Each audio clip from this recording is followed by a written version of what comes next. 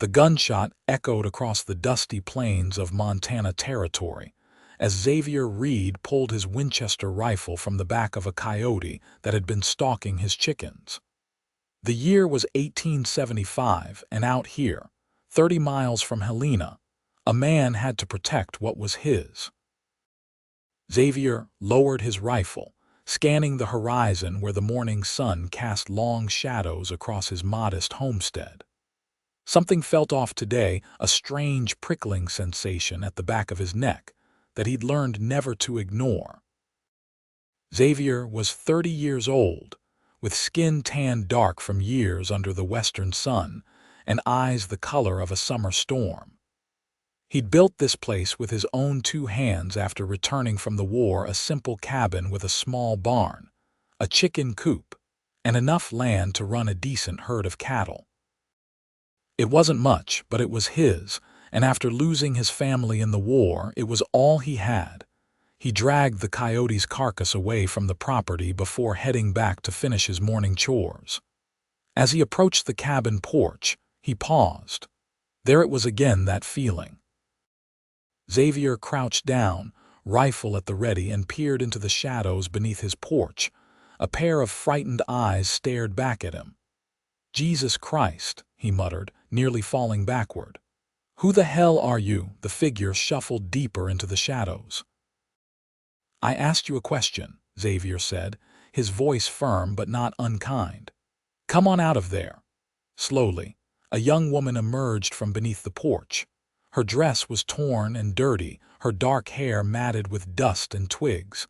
But what caught Xavier's attention most was her swollen belly. She was with child, quite far along by the looks of it. "Please," she whispered, her voice cracking from thirst. "Please don't hurt me." Xavier lowered his rifle immediately. "I'm not going to hurt you, miss. What in God's name are you doing under my porch?" The young woman struggled to stand, her legs wobbling beneath her. Xavier reached out to steady her, noticing the bruises on her wrists and the dried blood on her bare feet. "My father," she said, her eyes welling with tears. "My father sold me to a man for a pair of boots." She placed a protective hand over her belly. "When he found out I was with child, he tried to." She couldn't finish the sentence. Xavier felt his blood run cold. "What's your name?" "Willow," she said. "Willow Adler." "I'm Xavier Reed. How long have you been under there, Willow?" "Since last night. I've been running for 3 days." She swayed on her feet and Xavier caught her before she could fall. "Let's get you inside," he said, gently guiding her toward the cabin. "You need food and rest." Inside the sparse but clean cabin, Xavier settled Willow at his small wooden table. He poured her a cup of water, which she drank greedily, and set about making a simple breakfast of cornmeal mush and bacon. As he cooked, he watched her from the corner of his eye. She couldn't be more than 19 or 20, with delicate features and deep brown eyes that seemed too large for her thin face. "The man my father sold me to," Willow said suddenly. "His name is Jasper Tate. He owns the mining operation near Pine Ridge." Xavier's hand stilled over the skillet. Jasper Tate was well known in these parts, a ruthless businessman with a reputation for cruelty. "That's 60 miles from here. You walked all that way," Willow nodded. "I rode part of it, stole a horse." She looked down at her hands. "I let it go yesterday when I reached the forest. I didn't want to be caught as a horse thief." Xavier placed a plate of food in front of her. "Eat. We'll figure this out after you've had some rest." Willow ate slowly at first, then with increasing hunger. Xavier refilled her plate twice before she finally sat back, her cheeks flushed with color for the first time since he'd found her. "Thank you," she said. "I wasn't sure I'd make it another day." "When's the baby due?" Xavier asked, gesturing to her belly. 2 months, I think, maybe less." She dropped her gaze. "It's not. I wasn't willing. The father was my father's friend. He visited our farm last summer." Xavier held up a hand. "You don't need to explain anything to me, Willow, not a thing." He cleared the dishes and showed her to his small bedroom. You take the bed. I'll make up a place by the fire. Willow's eyes widened. You're letting me stay. I'm not going to throw a pregnant woman back out into the wilderness, Xavier said. Get some rest. We'll talk more when you wake up. After Willow had fallen asleep, Xavier sat on the porch with his rifle across his knees. If Jasper Tate was looking for her, he wouldn't give her up without a fight. But what then? He couldn't keep her here forever. A single man with a pregnant young woman would raise questions, and out here, questions often led to trouble. Xavier sighed, rubbing a hand over the stubble on his jaw. He'd been alone for so long that the thought of sharing his space with anyone, let alone a woman with a child on the way, seemed almost unimaginable. Yet something about Willow's quiet courage touched him. She'd fled from a monster, risking everything for herself and her unborn child. The sound of hoofbeats in the distance made Xavier straighten. 3 riders were approaching from the east. He stood, rifle in hand, and waited for them to reach the edge of his property. That's far enough, Xavier called out when they were within earshot. The lead rider, a burly man with a thick beard, raised his hands in a gesture of peace. We're looking for a girl. Run away from Pine Ridge. You seen her. Haven't seen anyone come through here in weeks, Xavier replied evenly. What's she wanted for? That ain't your concern, mister, the bearded man said. But there's $5 in it for anyone who helps us find her. Like I said, haven't seen her. Xavier kept his rifle visible. Good day to you, gentlemen. The riders lingered for a moment, eyeing the cabin suspiciously before turning their horses around. Xavier watched them ride away, his jaw tight. They'd be back, he was sure of it. Men like that always came back. When he returned to the cabin, Willow was standing in the bedroom doorway, her face pale with fear. They're looking for me, she whispered. They're gone now, Xavier assured her, but they'll be back. Willow wrapped her arms around herself, her eyes filling with tears. I'm sorry. I shouldn't have come here. I've put you in danger. Xavier surprised himself by reaching out to take her hand. Her skin was soft despite the scratches and bruises. You needed help. I'm giving it. Simple as that. Nothing's ever simple, Willow said, but she squeezed his hand gratefully. That night, Xavier made a pallet near the hearth while Willow took his bed. As he lay staring at the ceiling, he tried to formulate a plan. They couldn't stay here. Tate's men would return with reinforcements. They needed to leave, but where could they go? A pregnant woman couldn't travel far, especially not one as exhausted as Willow. Xavier had a friend in Colorado, a rancher named Samuel, who owed him a favor. It was a long journey, but if they could make it, Samuel would give them shelter until they figured out a more permanent solution. Morning came too quickly. Xavier rose before dawn and began preparing for their departure. He packed food, clothing, ammunition, and what little money he had saved. When Willow emerged from the bedroom, he laid out his plan. Colorado, she asked, her eyes wide. That's hundreds of miles away. It's our best option, Xavier said. Tate has too much influence in this territory. If we head south, cross into Colorado, we might stand a chance. Willow looked down at her swollen belly. I'll slow you down. Then we'll move slow, Xavier said firmly, but we move today. Those men will be back by nightfall, and I'd rather not be here when they arrive. They left as the sun was rising, Xavier on his stallion Blaze with Willow seated in front of him. He'd attached a travois to his pack horse, loaded with their supplies and a makeshift bed for Willow when she needed to rest. The first day passed uneventfully as they traveled south, staying off the main trails and keeping to the cover of forests when possible. That evening, they made camp near a small creek. Xavier built a fire while Willow prepared a simple meal from their provisions. As they ate, Xavier found himself studying her in the flickering firelight. There was a quiet dignity about her, despite everything she'd endured. "How did you end up at my homestead?" he asked. Willow set down her tin plate. "I was following the creek, trying to stay hidden. When I saw your cabin, I thought I might steal some food from your cellar." She smiled faintly. "But you don't have a cellar. So you hid under the porch instead." She nodded. "I was so tired. I thought I'd rest for a while, then move on before you noticed me." Her hand went to her belly. "The baby was kicking so much that night, almost like it was telling me to stop running." Xavier found himself wondering what it would feel like to feel a baby kick. He'd never thought much about having children of his own, not since losing his family. The war had taken any such dreams from him. "What will you do?" he asked. "After the baby comes." Willow looked into the fire. "I don't know, find work somewhere, I suppose. A town where no one knows me." She glanced at him. "What about you? Why are you all alone out here?" Xavier poked at the fire with a stick. "I was in the war, lost my parents, my brother. When I came back, there was nothing for me in Virginia, so I headed west. No wife, no sweetheart." "There was someone once," Xavier said. "She married my cousin while I was away fighting, probably for the best. I wasn't the same man who left." They fell silent, listening to the crackling fire and the night sounds of the wilderness. Xavier hadn't spoken about his past in years, yet with Willow, the words had come easily. There was something about her that invited confidence. As days turned into a week on the trail, they established a routine.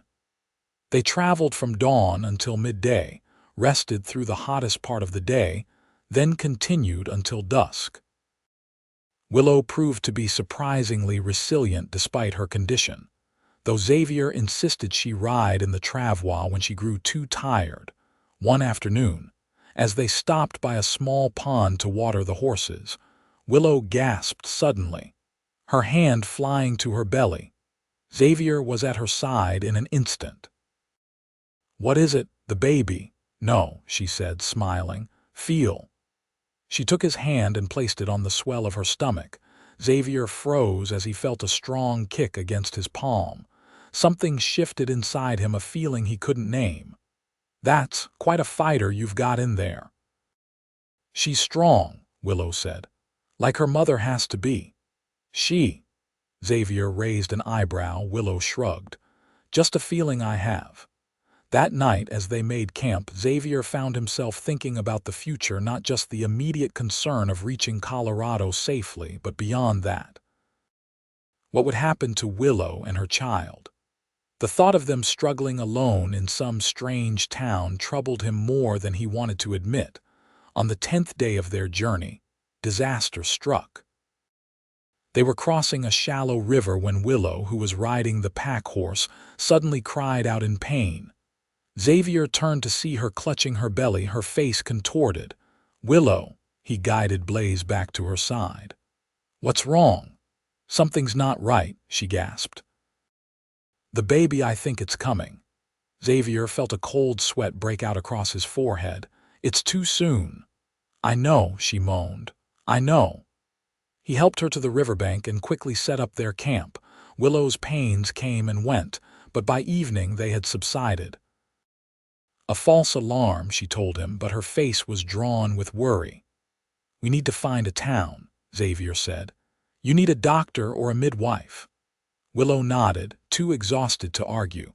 According to Xavier's map, there was a settlement called Clearwater about a day's ride to the south. They would head there in the morning.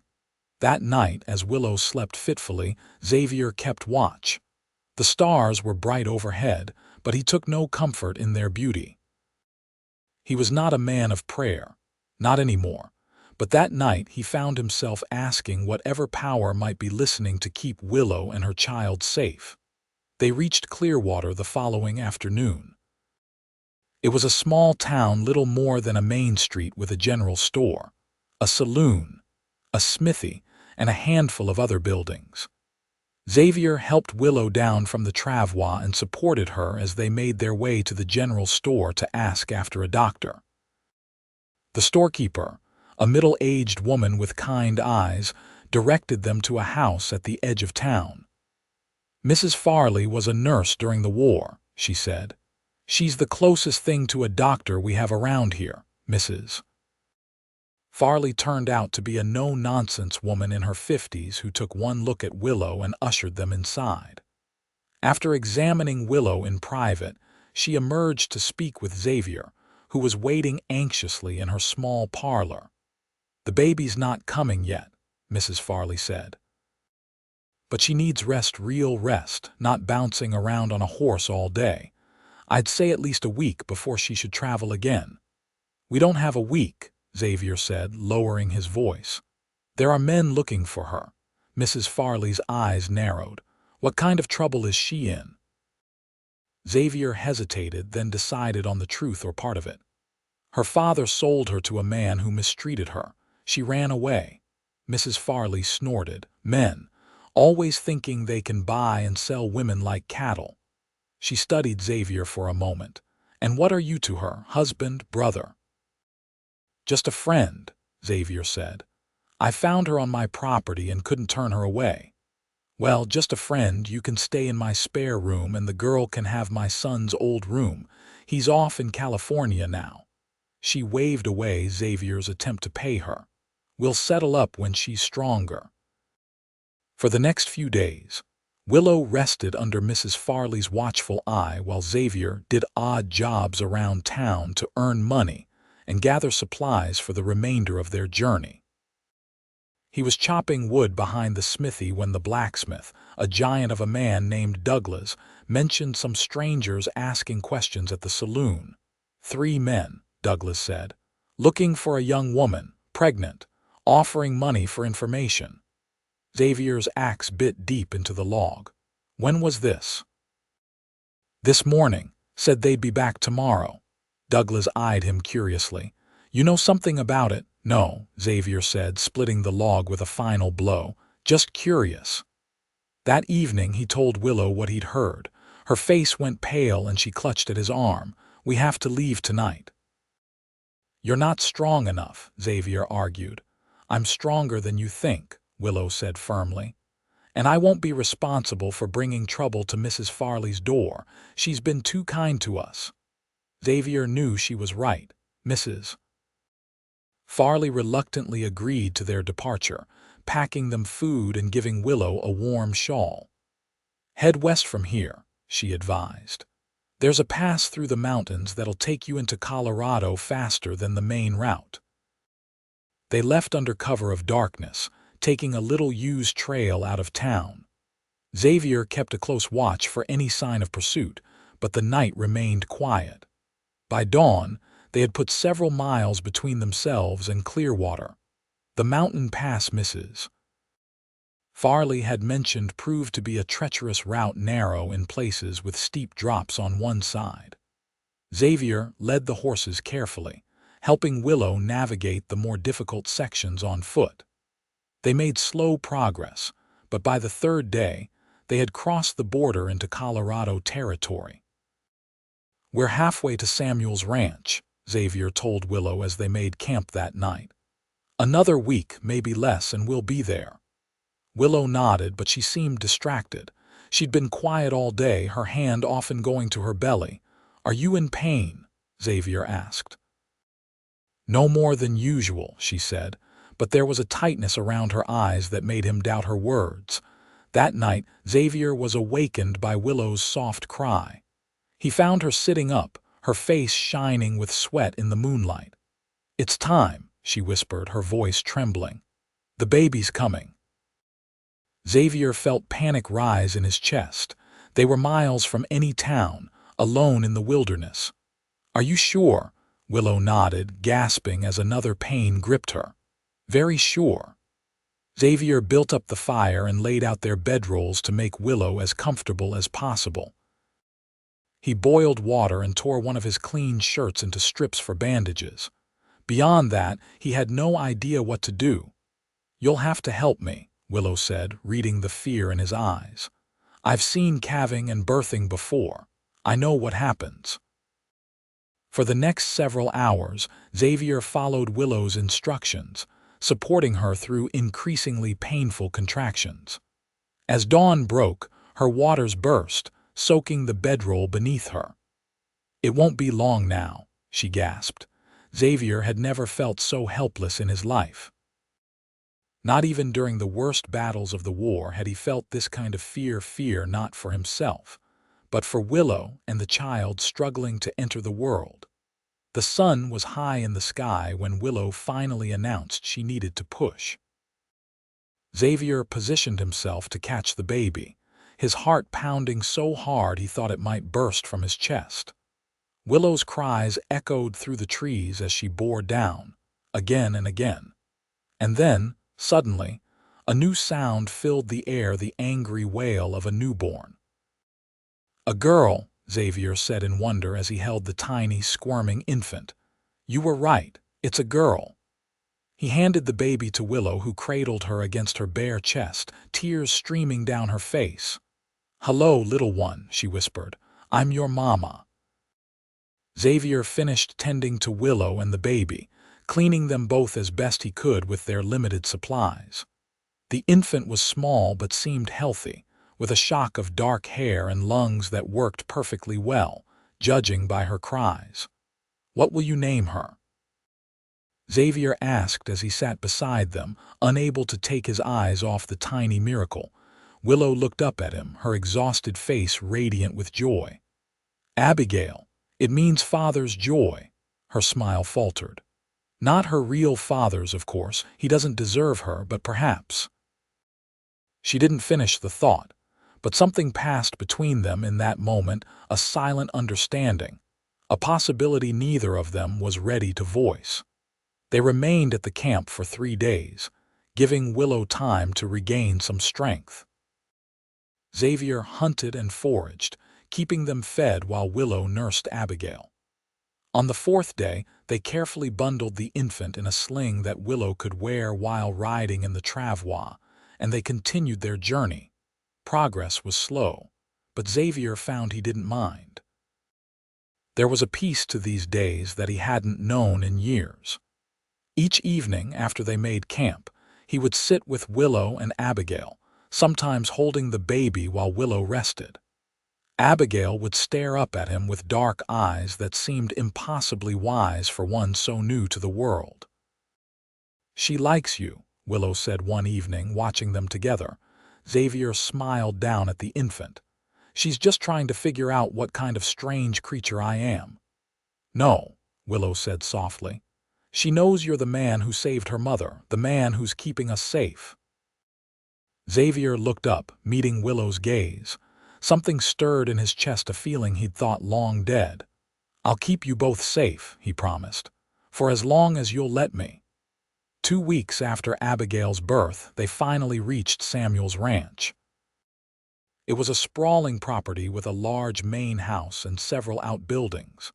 Samuel himself came out to meet them as they approached, a tall man with a silver-streaked beard and the same kind eyes Xavier remembered.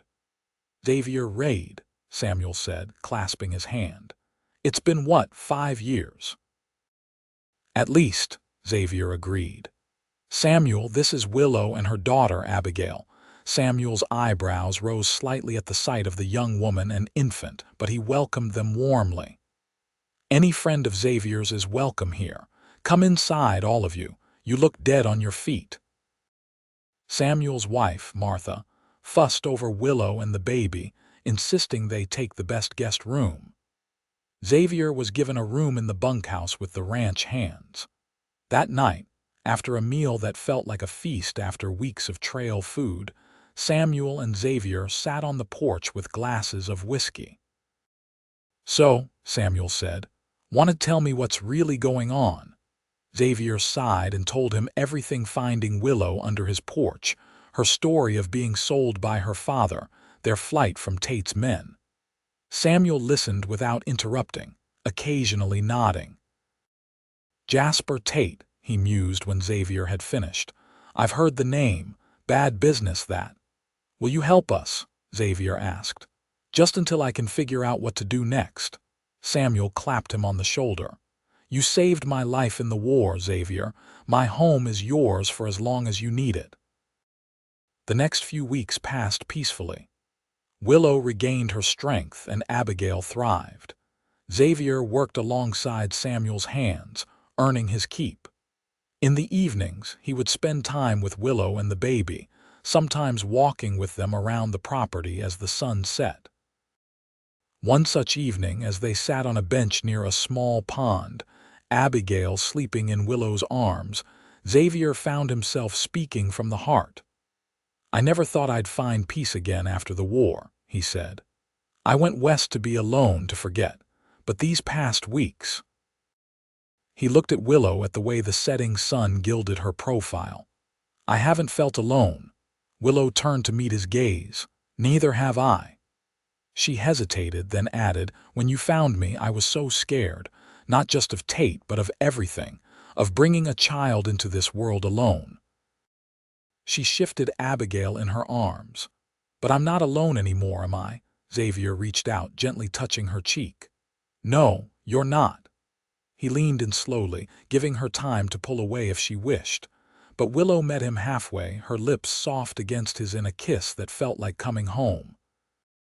Their idyll was shattered a week later, when one of Samuel's hands reported seeing strangers asking questions in town, men fitting the description of Tate's hunters. Xavier and Willow sat with Samuel and Martha that night, discussing their options. "You could stay and fight," Samuel suggested. "I've got 20 men who'd stand with you." Xavier shook his head. "I won't put your family or your ranch at risk." "Then go further west," Martha said. "California, perhaps, or north to Oregon, somewhere far from Tate's reach." Willow looked down at Abigail, sleeping peacefully in her arms.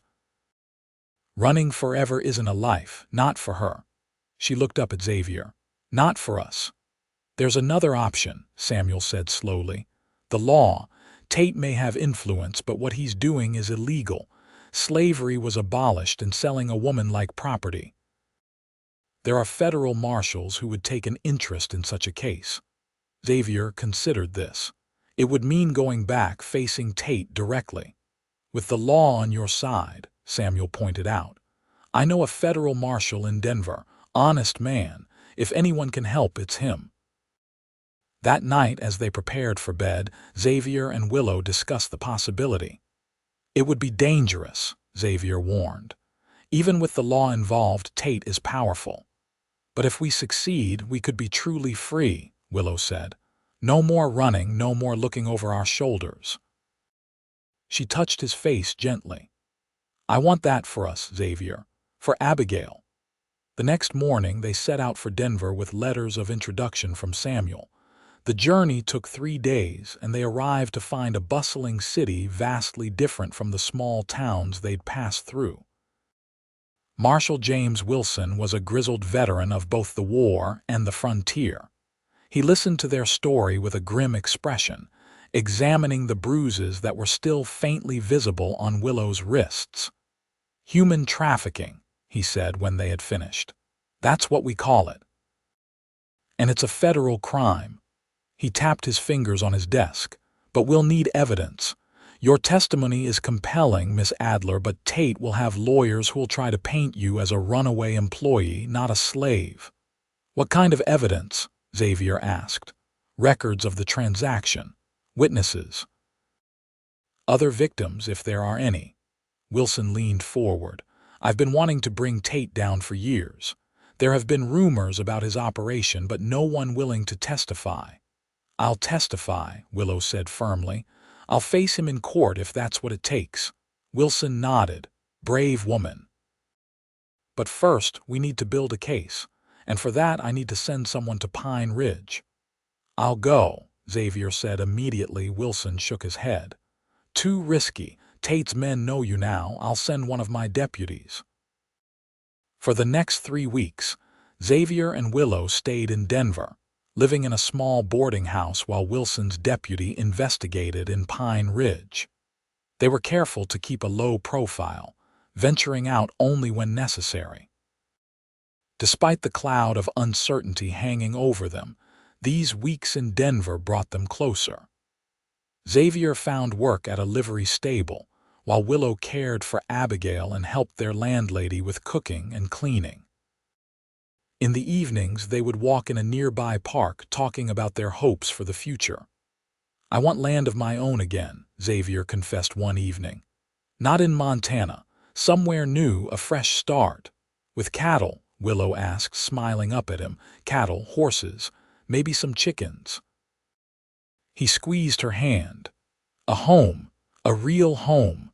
Willow's eyes shone in the lamplight. "That sounds perfect." As they walked back to the boarding house, Xavier realized he was in love with Willow. Perhaps he had been since that first night on the trail, when she had placed his hand on her belly to feel the baby kick. Or perhaps it had grown slowly, day by day, as he watched her courage and strength in the face of adversity. That night, after Abigail was sleeping soundly, Xavier took Willow's hands in his. "I know this isn't the right time with everything that's happening, but I need you to know." He took a deep breath. "I love you, Willow, you and Abigail both. Whatever happens with Tate, I want us to be a family." Tears filled Willow's eyes. "I love you too, Xavier. I think I have since you found me under your porch and didn't turn me away." She smiled through her tears. "Abigail needs a father, a real one who will love her and protect her." "I already do," Xavier said, drawing her into his arms. Their tender moment was interrupted by a knock at the door. It was a messenger from Marshal Wilson, summoning them to his office immediately. Wilson's deputy had returned from Pine Ridge with disturbing news. "Tate's operation is bigger than we thought," Wilson told them grimly. "He's been buying women from desperate families all over the territory, using them for labor in his mining operation and worse." The deputy, a young man named Phillips, looked sick as he reported what he'd found. "Most of the women are kept in a compound near the mine, guarded day and night. But I found witnesses, a storekeeper who saw Willow's father accept payment, a former guard who quit because he couldn't stomach what was happening." "Is it enough?" Xavier asked. Wilson nodded. "Enough for me to bring in reinforcements and raid the compound, but I want to do this right. These women need to be rescued, and Tate needs to face justice." He looked at Willow. "Your testimony will be crucial. Are you still willing?" "Yes," Willow said without hesitation. "But what about Abigail? I can't risk her safety."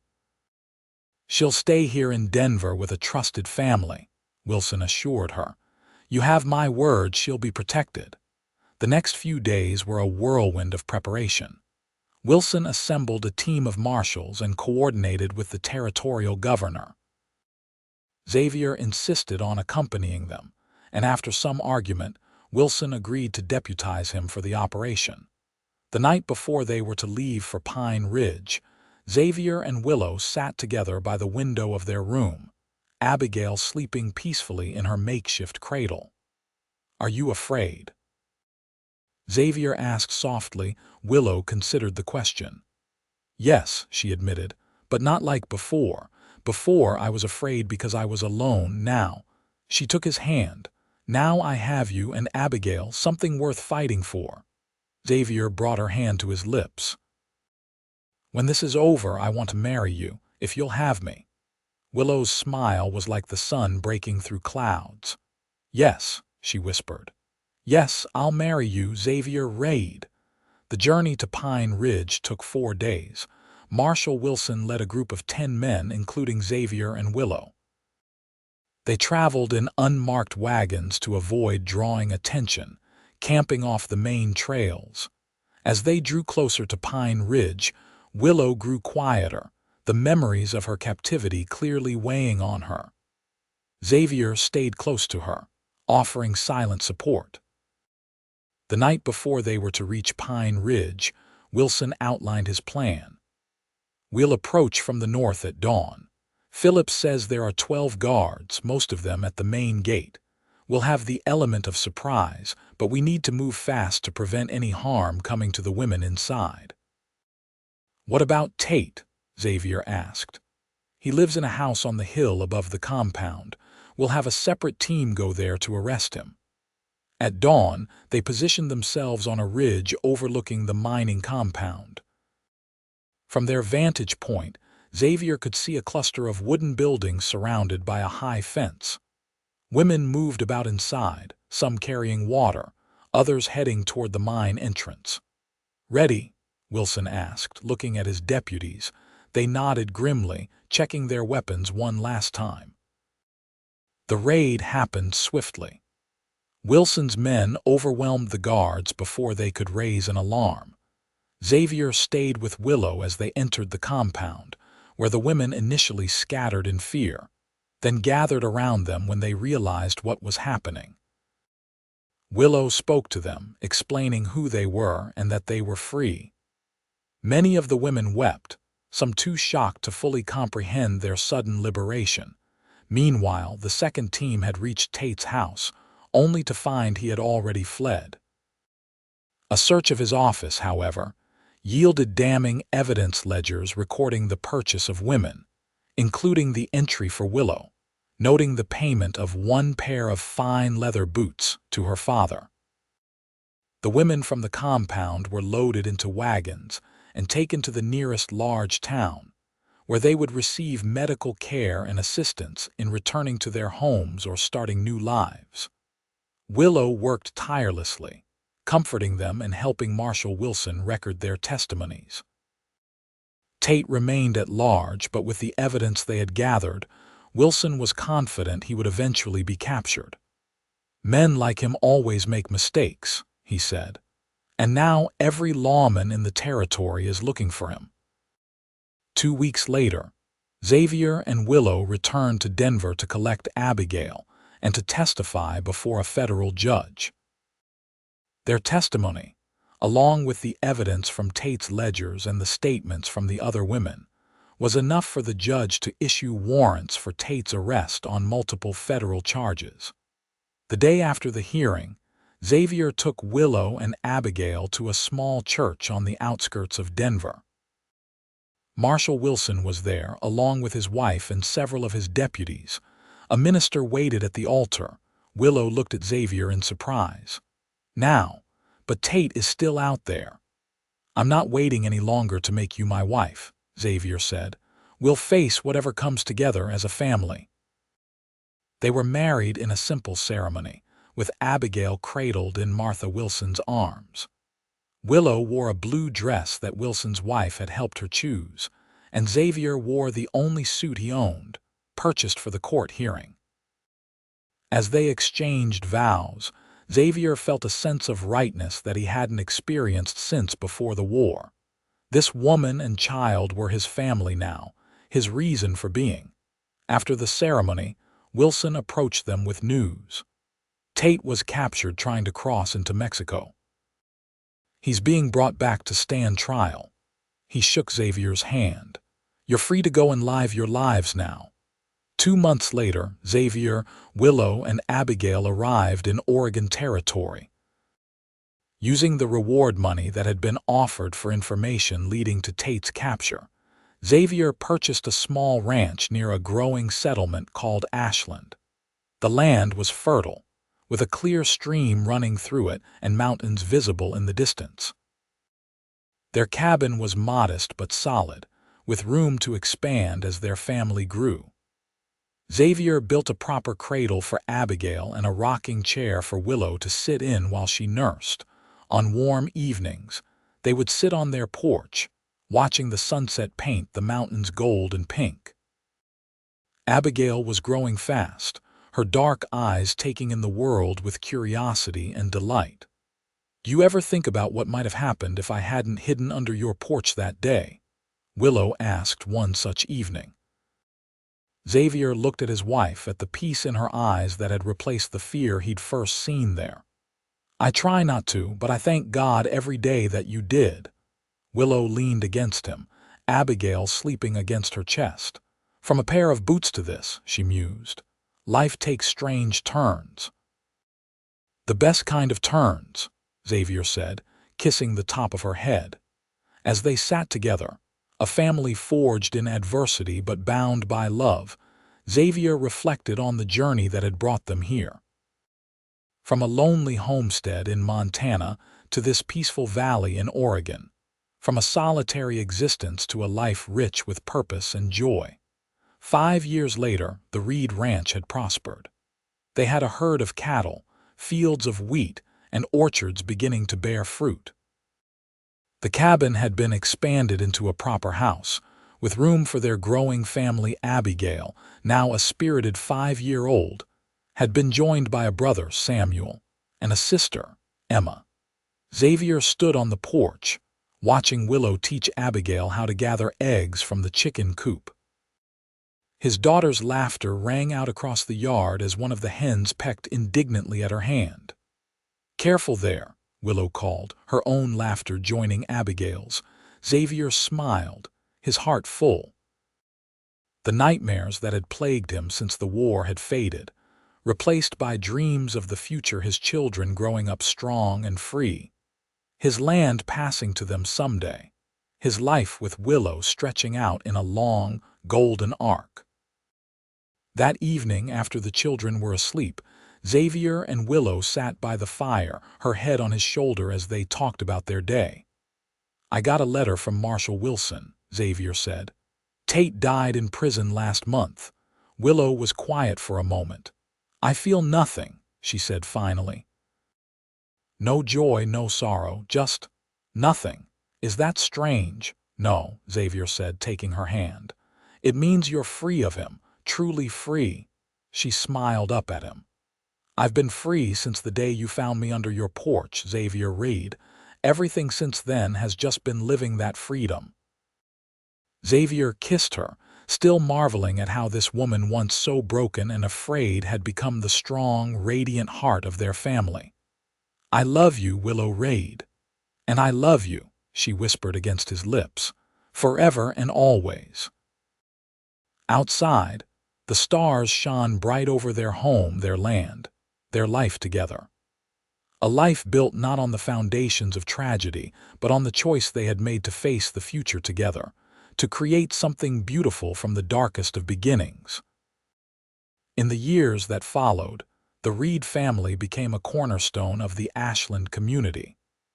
Xavier served on the town council, helping to shape the growing settlement.